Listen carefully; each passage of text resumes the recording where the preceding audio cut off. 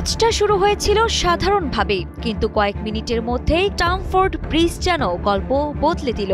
চেলসির প্রতিটি পাস, প্রতিটি আক্রমণে ছিল আগ্রাসনের সুর, আর বার্সেলোনা প্রথম হাফেই হারিয়ে ফেলে অধিনায়ক। বার্সেলোনা যে ফর্মহীন ও সমস্যায় আছে তা মাঠে আরও পরিষ্কার হয়ে গেল।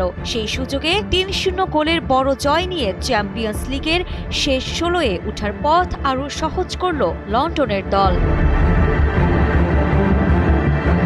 শুরুতে এনজো ফার্নান্দেস ও পেদ্রো নেতোর আক্রমণে চাপে পড়ে বার্সেলোনা রক্ষণ। সেই চাপের মধ্যে কুকুরেয়ারের নিচু ক্রস ক্লিয়ার করতে গিয়ে আত্মঘাতী গোল করেন জুলেস কুন্দে, আর চেলসি ১-০-তে এগিয়ে যায়। কিছুক্ষণ পর কুকুরেয়াকে ফাউল করে দ্বিতীয় হলুদ কার্ড দেখেন বার্সা অধিনায়ক রোনাল্ড আরাউহো।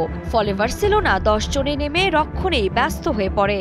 দ্বিতীয়ার্ধে চেলসি ম্যাচের নিয়ন্ত্রণ পুরোই নিজের হাতে নেয়। ৫৪ মিনিটে এস্তেভাও এবং টানা তৃতীয়বার অর্জন করেছে দেশের সেরা সুপার ব্র্যান্ড স্বীকৃতি বসুন্ধরা টিস্যু।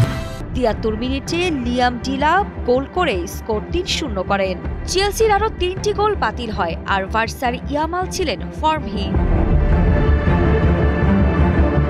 এ জয়ে চেলসি গ্রুপের শীর্ষে উঠে নকআউটে যাওয়ার পথে বড় সুবিধা পেয়েছে।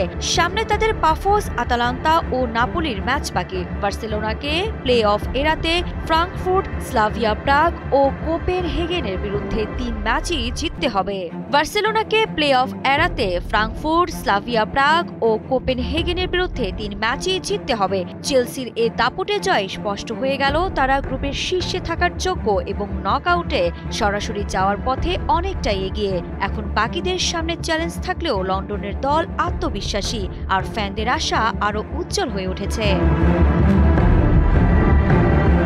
আরিফা জাহান পিনন, কালের কণ্ঠ স্পোর্টস।